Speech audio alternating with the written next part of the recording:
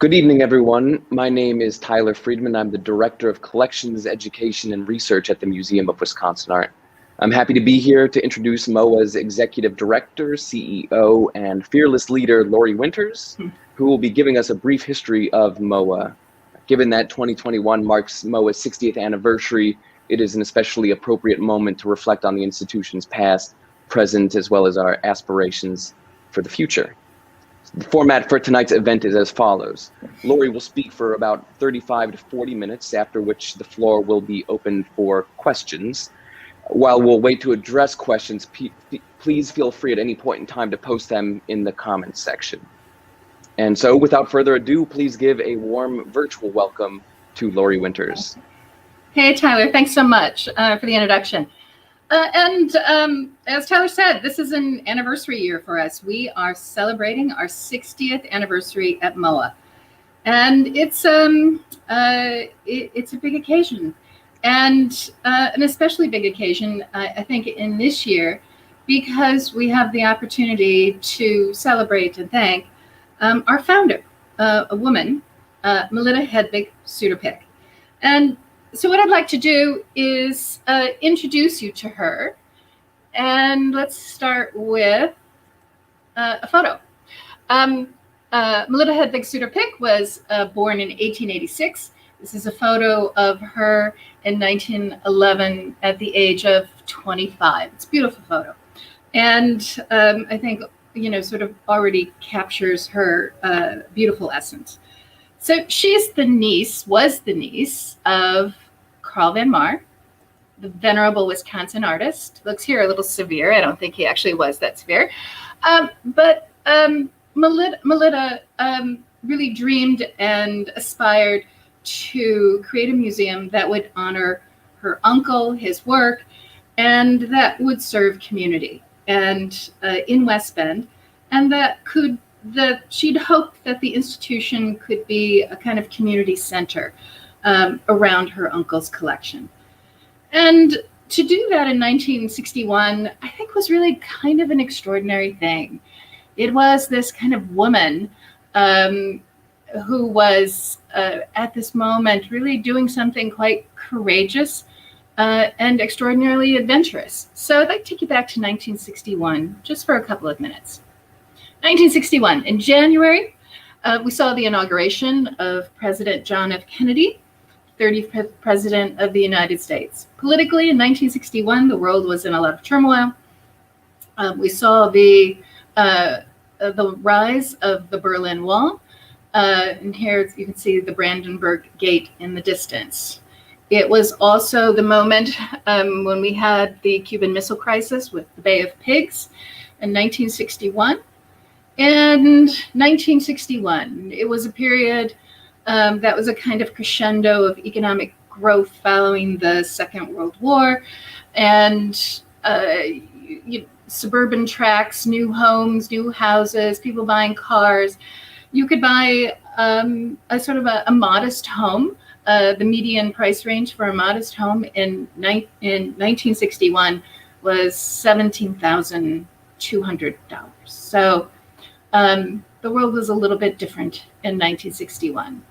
And if you were lucky enough to buy a new car in that year, you could have had the Chevy Impala, and you would have been paying 27 cents a gallon for gas. So 1961, what did the cultural activities look like in that period? Well, the Shirelles were on the top of the Billboard charts, a great girl group from that era. You also would have heard Roy Orbison and others. And in the theater, Audrey Hepburn starred in Breakfast at Tiffany's. And on television, you would have seen The Twilight Zone. So it's interesting. I always think that television is especially telling about a culture, and I think it's a lagging indicator, actually. Because although Twilight Zone was on television and it was one of the top 10 shows, it wasn't even in the top 5. So the top 4 shows on television in 1961 were Wagon Train, Andy Griffith, Gunsmoke, and Bonanza.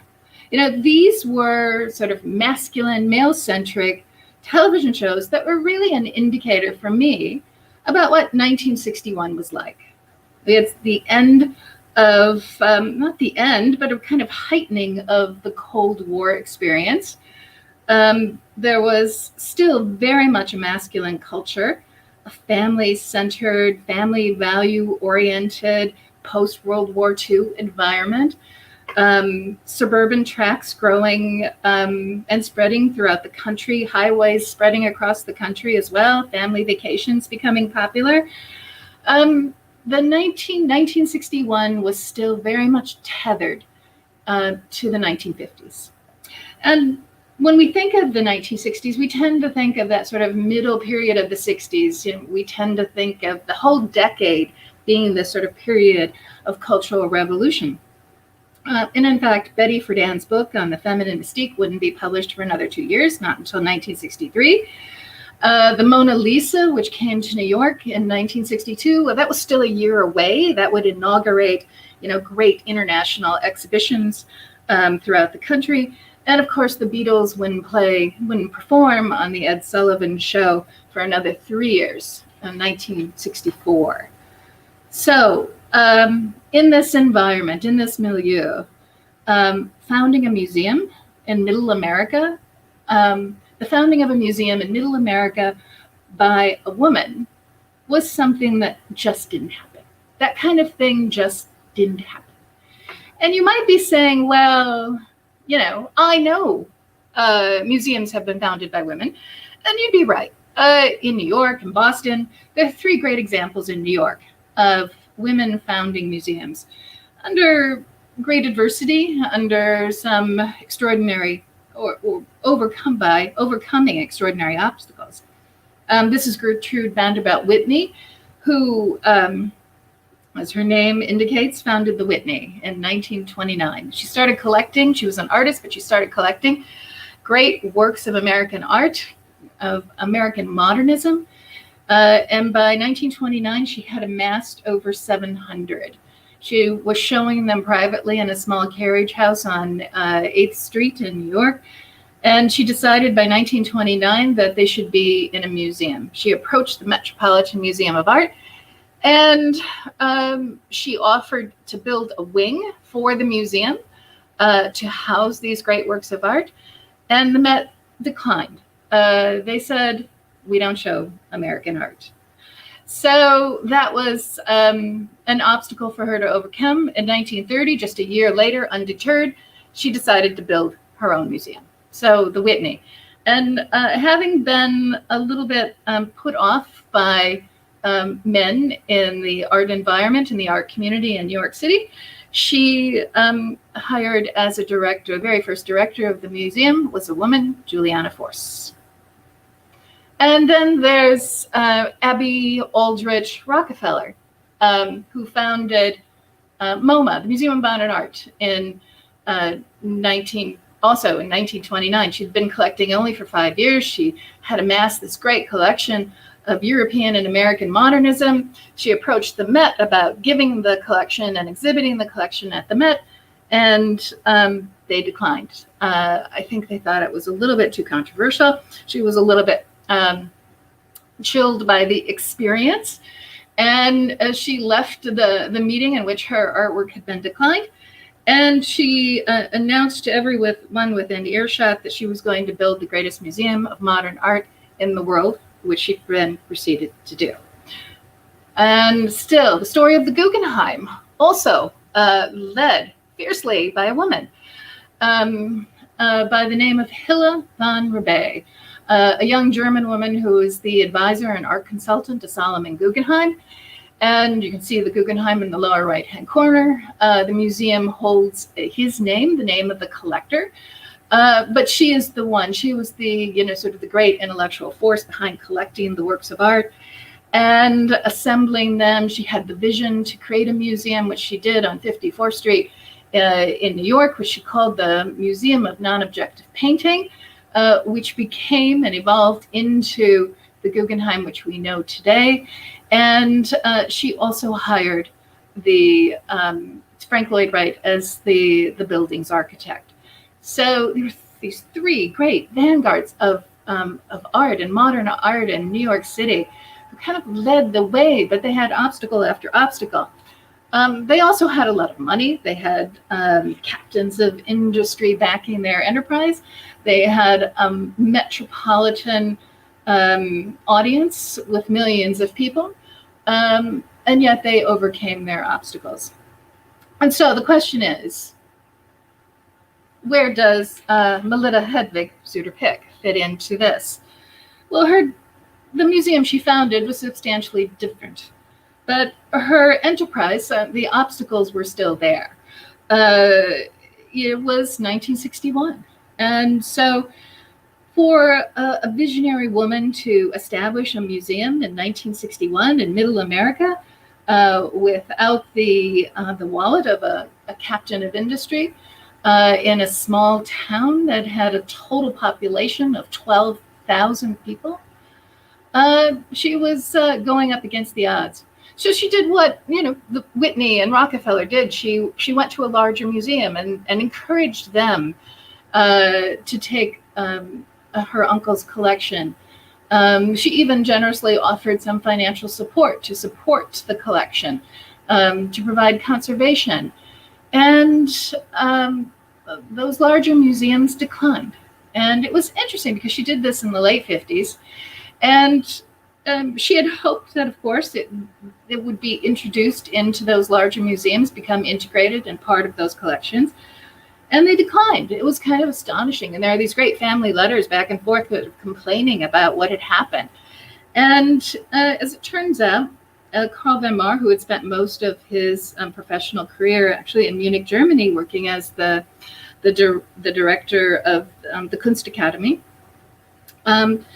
in this post-World War II environment, he was seen as a German artist. And one very wealthy patron at a sort of local Wisconsin museum, sort of looked at the art and said, well, he's German and he must have been a Nazi, which of course was not true. Nothing could be further from the truth. But they declined the work. And in the post-war environment, a lot about the sort of Wisconsin German culture changed. The German newspapers slowly disappeared. They folded up. People no longer spoke German on the streets. And, people even changed their last names, simplifying them and Americanizing them to sort of de-Germanify them. So it wasn't surprising, actually, that these museums would have declined the work. I think it was really part and parcel of the culture. But the good thing about Melita Hedvig was that, like Whitney, like Rockefeller, she was undeterred. So her uncle, this is her uncle's work. This is her uncle at work, Carl von Marr, in his studio. It's the only photo we have of him showing his Munich studio. This and so, yes, you can see he lived in Munich until his death in 1936. And let me just go on quickly. He lived in Munich, but I have to say that he came back many times to the US, to Milwaukee, to visit the family, almost once a year on average. And it was throughout his career, he came back 50 times. 50 times from roughly, 1878 when he was a student until he was, a director at the Academy and into his retirement. So he came back many times, and on almost every occasion, he painted family members. And, he did their portraits. He was in high demand. He was beloved by his extended family. And he was also a great portraitist. I think he enjoyed the process. He even kept a studio in downtown Milwaukee. And the two portraits you see here are actually pendants. They're of his mother, Bertha Bodenstein, and his father on the right, and Johannes Marr, both from Germany.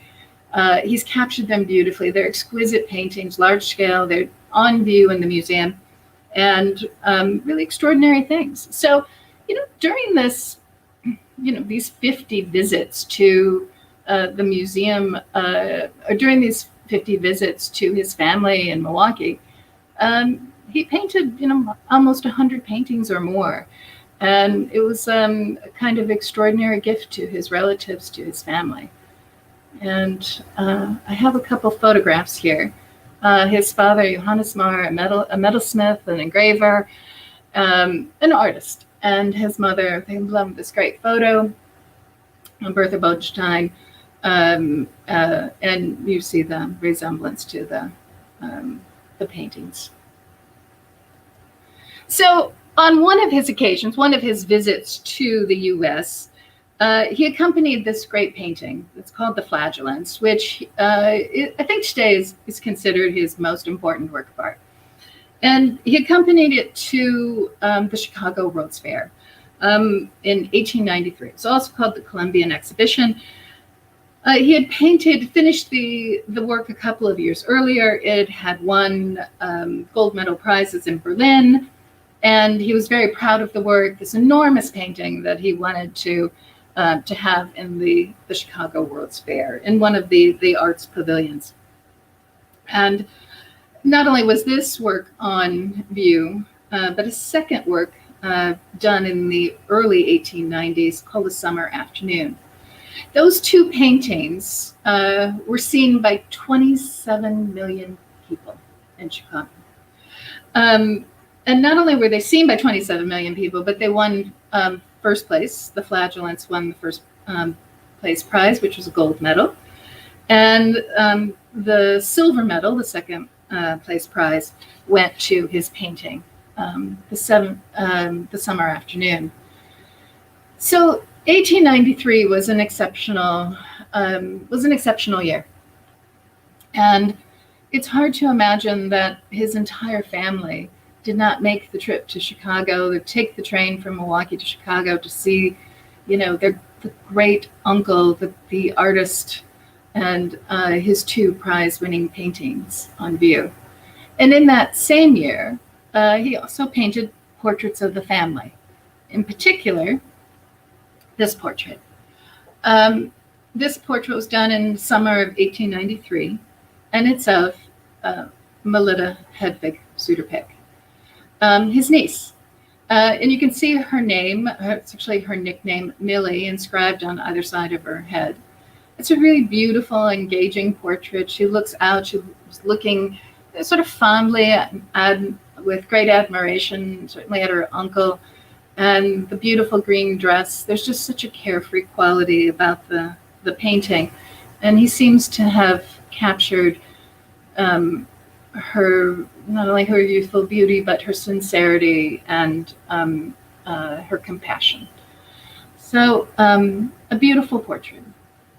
So this is of Melita Hedvig at the age of 7, born in 1886. This was done in 1893. And here she is at the age of 75, the year she founded the museum, 6 decades ago. So Melita Hedvig's experience is really quite extraordinary. Not only did she found a museum in Middle America, in a town, a community with 12,000 residents, but she was 75 when she did it. I mean, it's an incredible story. She had 2 daughters, Joan and Melita, who helped her in this endeavor. It really was a family enterprise. But her accomplishment was, shall I just say, kind of extraordinary. And the museum was named the West Bend Gallery of Fine Arts, and that was intentional. Intentional that it did not carry the Marr name.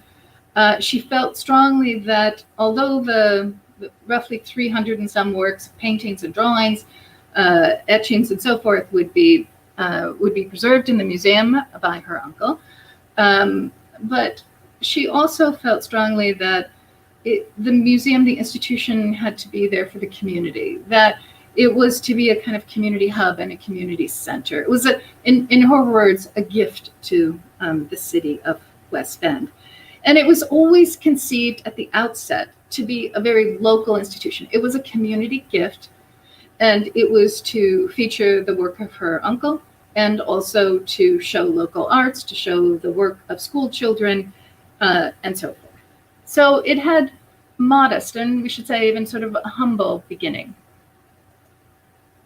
And her two daughters, on the left was Joan Marr Pick, named after her uncle, and on the right, Melita Suter Pick, named after her mother's side of the family. So the two daughters helped in this sort of family enterprise, and it truly was a family enterprise. They bought the West Bend Mutual Insurance Company, the former headquarters of the West Bend Mutual Insurance Company, and decided to transform it into this gallery of fine arts. They paid $60,000. They bought it in December of 1960. By January, they had taken possession of the building and they had hired carpenters, and there was so much work to do that it really just had to be a space that was transformed. They were working with an office building that they wanted to transform into a gallery. So you can imagine the work. The building dated from 1938, so there was, of course, also some care that needed to be provided to the building. Some parts of it also needed to be reconstructed. So it was a major enterprise. However, they endeavored. About a week before the opening of this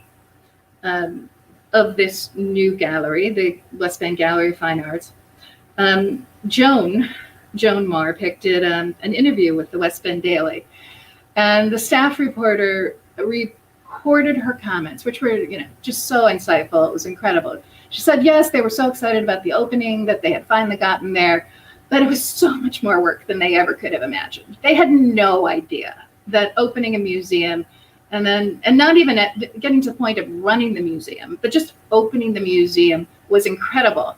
And she also cited the fact that she had been painting, and on occasion she had even pruned the shrubs in front of the museum. And that was just the beginning. That was truly just the beginning of running a museum. So that was the start. This family enterprise, family project. In year one, here are Joan and Melita carrying some of their own artwork. They were amateur artists, and just prior to the opening, they're carrying their own artwork into the museum. This was all part of their philosophy of let everyone come in, all of the local people should be represented. The school children should be, each spring should hang their artwork. So it was a very sort of local and family-run enterprise. By the end of the first year, they opened on June 11th and 12th, the weekend of June 11th and 12th, and they established operating hours. And they had decided that the museum would be open on Sundays from 2 to 5, and on Monday and Friday evening from 7 to 8. That's right. So they were open 5 hours a week. And the two daughters worked as receptionists. They greeted people as they came in. And Melita Hedvig, their mother, was essentially an informal director of the museum. She was always plotting and thinking about exhibitions and programs that they could do, and the children that could come in and enjoy the institution. And so that was very much what it was like for the first year. So here we go. And this is what it looked like at the opening. This is kind of great, actually. These, light colored linoleum floors, the white walls. They even had the art fixtures. They kind of had it figured out. And if you see the piano here, that was intentional because they wanted the museum again to be a kind of community center where people could come and enjoy, many of the arts, and not only studio classes but performances. And it was truly part of a larger vision. And then more photographs here, the wallpaper, the chandeliers, the aluminum floors. It's a two-story structure and remains so today. And then in the basement, they had the basement dedicated with this great linoleum floor, dedicated for children's classes. dedicated to children's classes, and they were very excited to have all of the local schools come in, and each grade to have the family works, the children's works on view. So that was that was what the first year looked like, and that was a great enterprise, and you can see they did it in a very professional manner. So they reached the end of their first year, and they decided to do more celebrations. And it was interesting because they decided that Joan would do another interview with the West Bend Daily, so talking about the accomplishments of the first year and how they had formed a foundation with a board of governors, and they felt like they could finally operate the institution. And Melita Hedvig would be this informal director. And Joan, of course, with a great passion for the arts, really stepped up and played a significant role. So at the end of the first year, Joan did another interview with the West Bend Daily, the newspaper, and it was really interesting because her word choices are not subtle at all. She said, "Well, it was a disappointing first year. They only had 60 members, and they were sure that they could do better than that, and they needed to figure out how to get people interested in the museum, but they were sure they could do better than that. They had, and the reporters have captured the price range. So they had 60 members. The membership range started at $5 and went to $100, and they had 6 members at $100. So those were essentially benefactors who were supporting the institution. So you can do the math. And so they were probably bringing in through membership less than $1,000 a year. Joan also mentioned that, in sort of reaching out to the community in a larger way, the thing they were most excited about, this was like truly the thing that really just sort of rocked their boat, was the fact that they had a fully operational kitchen, because they were sure that they could attract women's groups for teas. They also decided to open the museum as a polling center, which brought people in. And they really thought about, just sort of in a general way, like, how do you get people here? How do you get people to realize that, they've just donated this, incredible institution to the community, and how you get them in. So that was sort of like the issue every museum director since the beginning of time has ever had. And so their experience was very similar. So they reached the end of the first year, and they decided, well, we're going to have a party. We're going to do a celebration. And they had seen other museums do galas, and they thought, well, this will be a great way to raise money. So they decided to do a costume party. And they felt very happy, very excited that they were able to get 25 local couples to attend. 25 local couples to attend. And each of those couples paid $5. So again, you can do the math. I think they probably lost money on that enterprise, but they had 25 local couples, each paying $5. So that was the end of their first year, but they persevered. They were undeterred. They kept going. And that's really interesting. Melita was now 76 years old, and her 2 daughters were playing an increasingly large role in running the museum. By 1967, Melita was now in her early 80s, and she and her daughters realized that the institution needed to be shored up for the future. And as I said, Melita was now over 80. Joan was playing an increasingly significant role in the leadership of the institution, but the operation of the institution was so significant that they felt they could no longer handle it. And actually, I'm just going to go back on to one sec. There we go. This was from the local newspaper. This was a couple in costume at their gala. So what they did next was in 1967, they hired their first full-time director, Edward Coker. And as the first director, he was from the community. He had He was a retired executive from the West Bend Aluminum Company. He enjoyed watercolor painting on the weekend. And so he was kind of like the perfect fit. They thought, well, he has a business acumen, he'll study the ship, and, you know, he has a genuine love of the arts, so why not? And he did a pretty decent job for 15 years. You know, he really studied the ship. He did 3 to 5 exhibitions a year. He expanded the children's programming. And he did something I think that was really sort of major from his tenure, and that was he brought the Flagellance painting into the museum.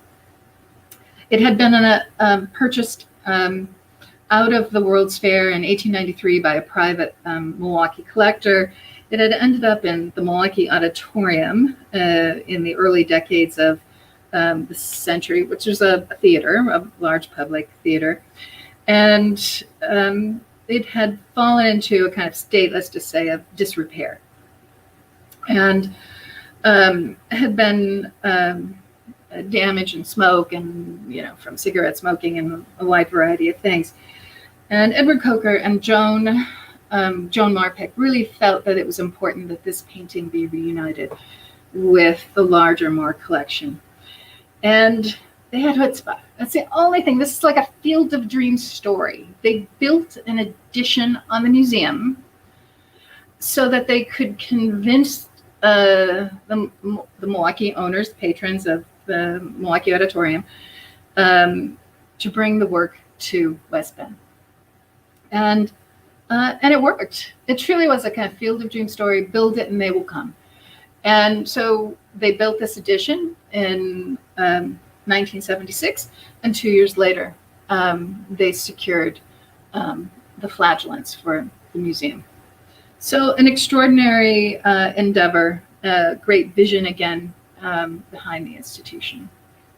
And the second director of the museum is named Tom Lipke. And Tom had a very long tenure at the museum for 30 years, and his contribution to the museum was really significant. He took what was a kind of narrow trajectory focused on Carl von Marr and his work and expanded that in a significant way. So Tom became director in 1983, was director until early 23. Our tenures overlapped a little bit. And so in 1988, about 5 years after becoming the second director for the institution, the museum decided to revise and expand its mission to include Wisconsin art from 1800 to 1950. So 1800 to 1950. And that's interesting because that's a period in Wisconsin art when that overlaps and to a large degree with the career of Carl von Marr.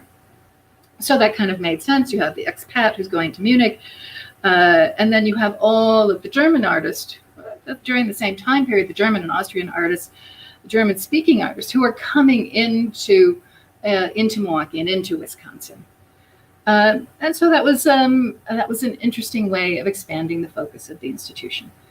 In 1993, the institution formally changed its name from the West Bend Gallery of Fine Arts to the West Bend Art Museum, a subtle distinction that reflected an expanded mission and reach. And 5 years after that, in 1998, the museum unveiled a seed collection that had been quietly collected of early Wisconsin art over the preceding 5 years. And it was unveiled in 1998 because that was the state's sesquicentennial. And when people viewed that sort of seed collection, they were really astonished. And it established, it was a seminal moment, a seminal exhibition in the history of the museum because it established it as a leader in the field. And here is the museum with its now second name, the West Bend Art Museum. By the early 2000s, the museum was now outgrowing its facility, its original home. And its mission was evolving.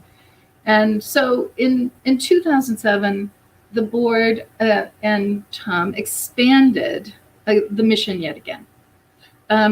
So with I think great foresight. So in 2007, the museum was renamed again to reflect an even larger focus, and it was changed to the Museum of Wisconsin Art, which is what it is today. In tandem with that, the board decided to build a new home for the museum. It was hemmed in its earlier location by suburban homes, and so there was really no room to grow. So the museum, if it was going to have a new facility, it would actually have to move to a different site. So different locations were considered, but the decision to remain in its founding city of West Bend expressed a commitment to serve as an economic catalyst for a community once built on industry, but increasingly in transition. So the board felt strongly that this institution with this growing collection of Wisconsin art, and here are just some more photos of this from, this is around 2006. Excuse me. Needed a new home, and that it should stay in West Bend, and that it should help function with this new facility as a kind of economic catalyst for the community. And that's exactly what Melita Hedvig would have wanted, that it stay in the founding city. That was such an important thing for her in 1961, to be able to contribute to community. And so the decision was made to move the museum to the heart of downtown West Bend. And a site was picked along the Milwaukee River. And that site, it was home in those early days to a defunct, derelict outlet mall that had been built in the early 1970s. And before that, it has a kind of interesting history. This is the Milwaukee River. This is a very early photograph just to show you what the river was like. And you can see this very, this metal gate pedestrian bridge that connected the east and west side. The museum is on the east side, and that connected the downtown to the east side of the river, and actually to the train depot on the east side. So in 1924, this is what the location of our museum today, this was the site of our location of the museum today. This is a photograph of the A&P processing plant factory that occupied the east side of the Milwaukee River. This is precisely the location. This is the early factory, and you can see these Model T cars parked in front of the complex. And that transitioned into the White House Condensery. This is still the east side of the river, right where our museum is located today. And it became, if you're familiar with condensed cream and canned condensed cream, this was the site where that was produced in Wisconsin. And you can see the complex and the factory location, a few trees here along the banks of the river. And this photo's a little bit later. You can tell by the cars it's about 1940. And then the outlet mall. So about early 1960s, the industrial site was razed and the outlet mall was built on the site. And you can see that's the large rectangular white sort of roof. That's the outlet mall. It was one of the very first in the country, and it was the outlet malls in the early 70s were still this kind of oddity, and it attracted a lot of visitors until it didn't, and it didn't pretty quickly. It closed and had fallen into disrepair and was abandoned, really abandoned in the heart of downtown West Bend for well over a decade. And that was the site right there of 4 acres, roughly, a little more than 4 acres of land right along prime real estate of the east bank of the Milwaukee River, that the board of directors, former director of the museum, purchased for the new museum. And so that's why we ended up here at this sort of great location. The museum hired Jim Shields of HDA Architects to design a building for the peculiarities of the site. One of the things I should note is that Veterans Avenue runs along here. There was a reason to move the road next to the river, which enabled the architect and the construction firm to pull the building out of the floodplain. And they actually built up the land to do that so that there wouldn't be issues at a future date with flooding. And you can see them.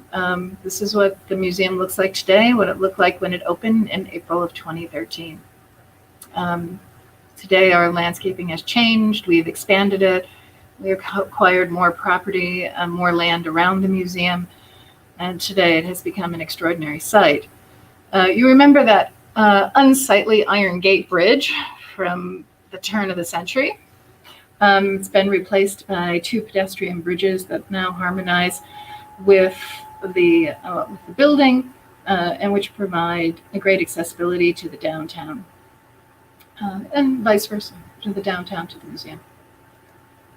The interior of the museum today, with the Flagellance as a centerpiece in the center gallery of the museum. You can see the reception area, creating curtains of glass so that the river, the view of the downtown, this charming Main Street could be enjoyed by all in the building was key for the architect.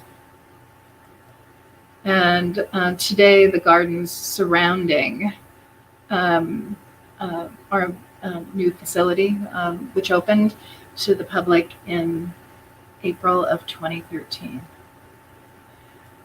So, on our history and the role of Melita Hedvig, Suter Pick, Melita believed passionately that creating a legacy for future generations, she believed that it could improve lives and communities. The community was a very important part of what she was thinking. So, now 6 decades later and way down the road from those humble beginnings in an office building that had been occupied by West Bend Mutual Insurance Company, sort of way down the road from those humble beginnings, MOWA is still today guided by her unconventional, forward-thinking, and heartfelt conviction. And this has been a transformational period for the institution. So, Tyler, welcome back. And, I thought from here we could just have a conversation. So I look forward to any questions you might have or our viewers. Sounds good. I'll kick things off, but we'll encourage people to continue putting questions in the comment section. We'll get to those shortly. First off, thank you, Laurie, for that deft retelling of MOWA's history. A lot of that I didn't quite know, and it's been fun for the past couple of months beginning to sort of unearth the history of the institution by digging through this wonderful archival material that we have. Looking forward to continuing to do that through the rest of the year. Speaking of Melita's innovative mindset, when MOWA's new facility, or the mothership as we like to call it, opened in 2013, we also opened with a dramatically new way of thinking about daily attendance and membership. So today, everybody who visits MOWA becomes a member automatically. Where did this idea come from, and why do you think it's so important? It's a really good question. When we opened the museum, the new facility in April of 2013, we opened with this new membership model, which was essentially that we don't charge a daily admission. I felt very strongly, having been in the museum industry for almost 2 decades prior to joining this institution, that museums talked a lot about engaging visitors. And educations are notorious for this. I mean, education departments are notorious for talking. But the problem is they don't do.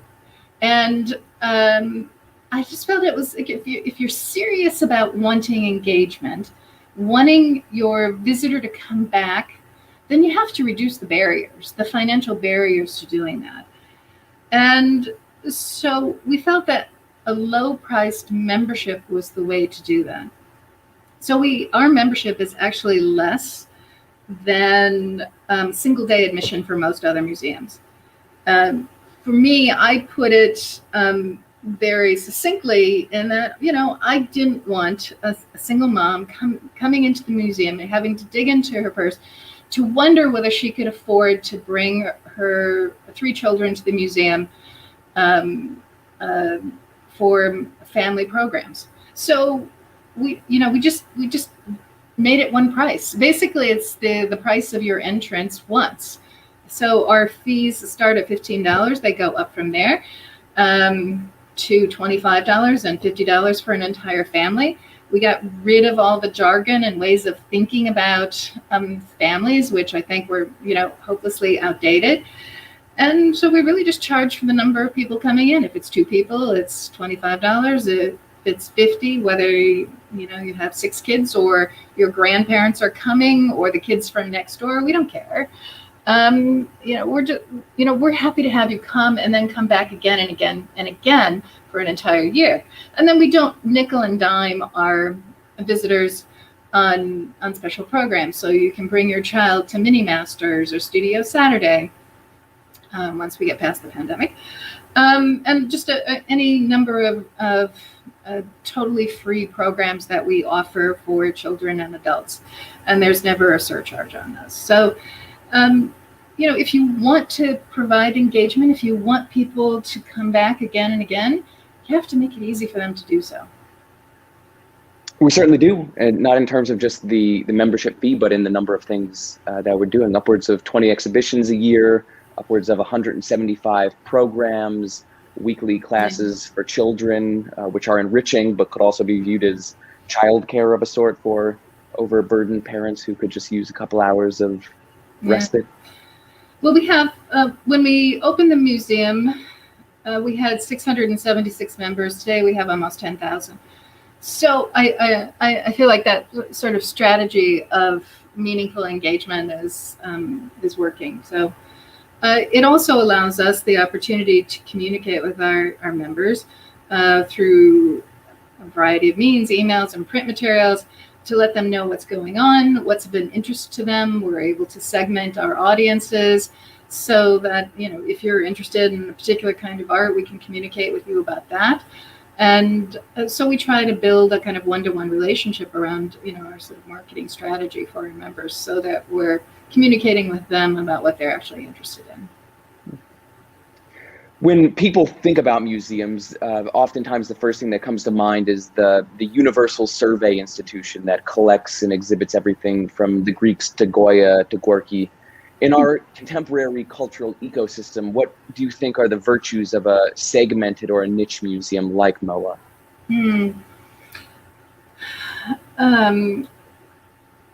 It's interesting because I actually think a museum with a particular focus or interest is able to do more in a lot of ways, particularly if your goal is around engagement.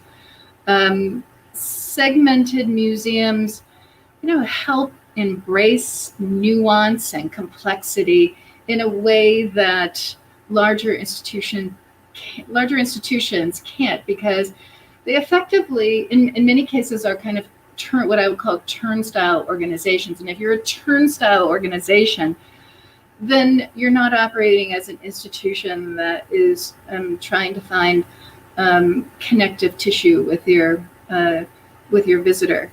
So when you're a more specialized institution, there is the opportunity for deeper and more nuanced and more and I just like to say complicated narratives and for engagement. There's a way for an institution like MOWA to provoke, to make room for complexity, for us to embellish and enrich what American art is.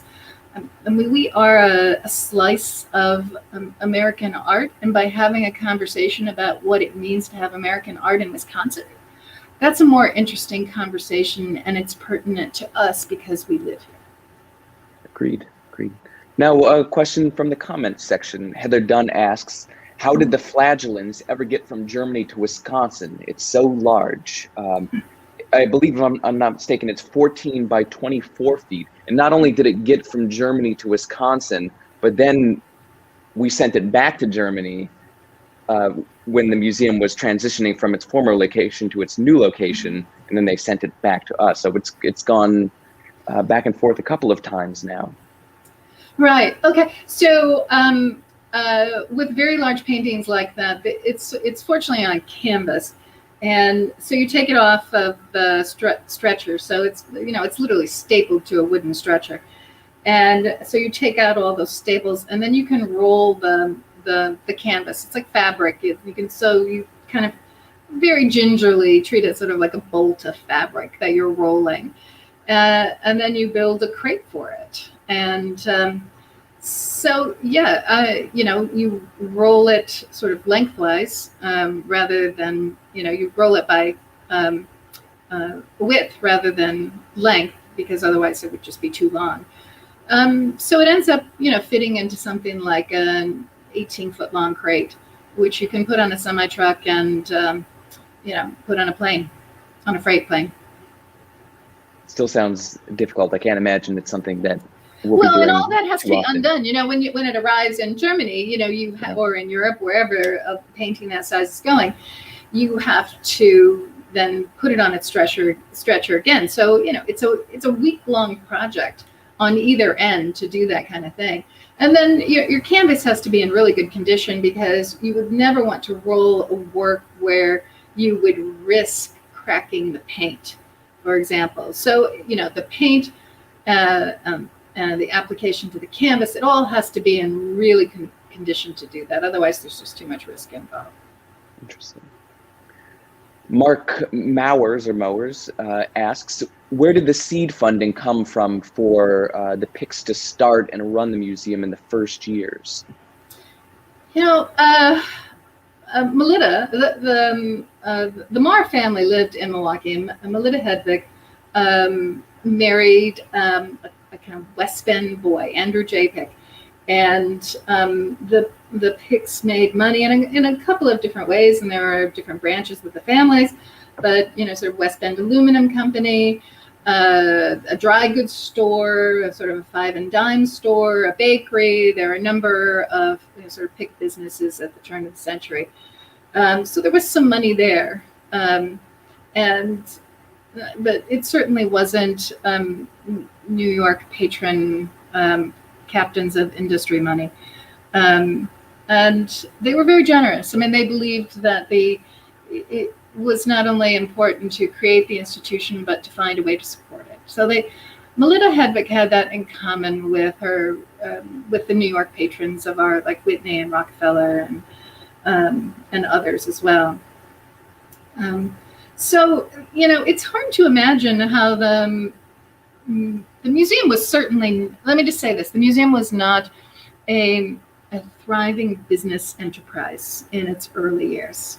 And I think they realized that. I mean, I think they realized that not only did it take personal support through a foundation that they set up, but they were trying to figure out how to make it efficient and how to operate in a way that you can tell from the stories in the West Bend Daily newspaper that they were sort of constantly thinking about, like, how do they get more people into the door? What kind of events can they do? Can they do the women's teas? So they were just always thinking and experimenting. And at the end of the day, that's what everybody does. You experiment and you try and make your business work, and that's what they were doing. It's what we're still doing on some level. Yeah, exactly. MOWA falls into the category of a small to a mid-sized museum. What do you think are the advantages and disadvantages of being that size institution? Well, before coming here, I was at I would say a mid-sized to large institution, so sort of the opposite spectrum. And when you're at an institution that size, your institution's name is known, it's recognized.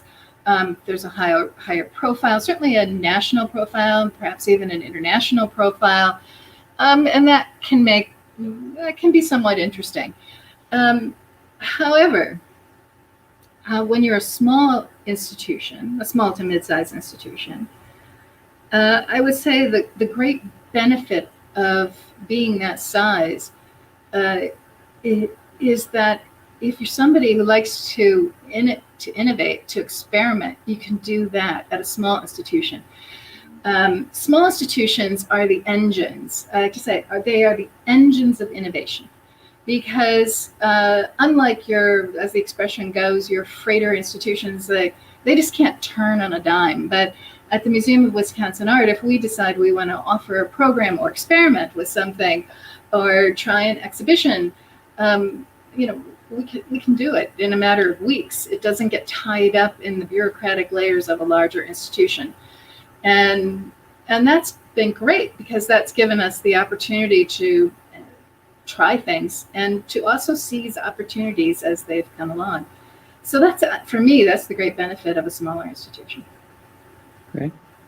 Our friend Craig Bleets, masquerading as Kim Steger, asks, could you give us some background, some information regarding your staff's background? Our staff's background. Oh, that's interesting. Sure. Hi, Craig. Yeah. So I think it's pretty diverse. So we have staff who have come up through the traditional sort of art history ranks, and unlike you, who come to the museum having a PhD in philosophy, we have this really sort of diverse and sort of interesting background. Here's what I would say. One of the things that we had to do when we opened the museum was we really had to professionalize the organization. So when we opened in 2013, we had this great building, this kind of temple of modernism in some ways, and everything was brand new and everything sparkled. And yet sort of running the institution was enormously difficult and challenging, because while we had this great facility, we had not yet professionalized the organization in terms of operations. So we also had to grow the staff, just the sheer number of people we needed to operate the museum.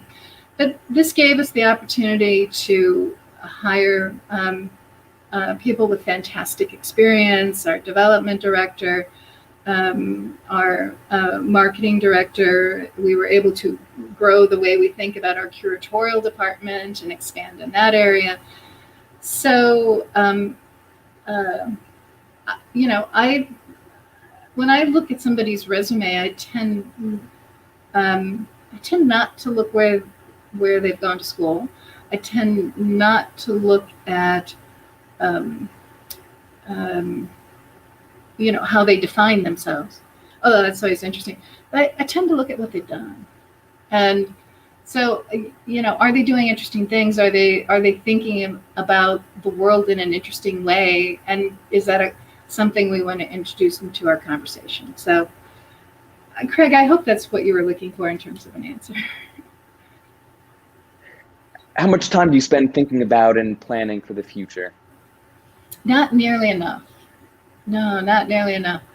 It's hard not to get tied down into the kind of tedium of day to day, and actually, I've been, and I probably shouldn't say this publicly, but I've looked at the pandemic as a kind of opportunity. It kind of derailed It did derail normal operations for the institution. So we closed to the public for 4 months.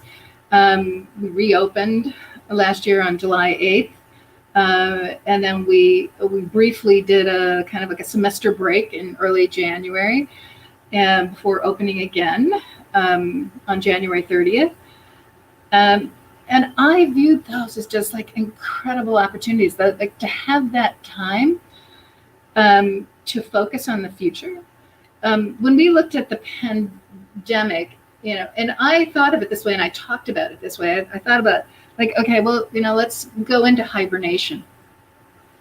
And during that period of hibernation, we're going to rejuvenate ourselves. We're going to rejuvenate the institution.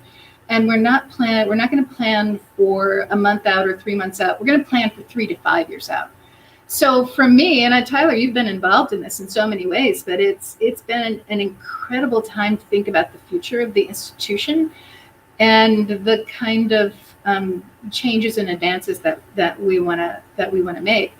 So some of it we've seen already with the institution, with our kind of super cool virtual programming that we're doing all the time now with our programs. But as you know, we, as part of this hibernation period, we came back and we decided to create a new department, which you're now heading. So we have the Department of Collections, Education, and Research, because we felt this was something we really, this was an area that was, it was an opportunity for us. We needed to grow in this area. We have an incredible staff, and to bring them now under your umbrella just seemed like a great thing to do and an opportunity. So for me,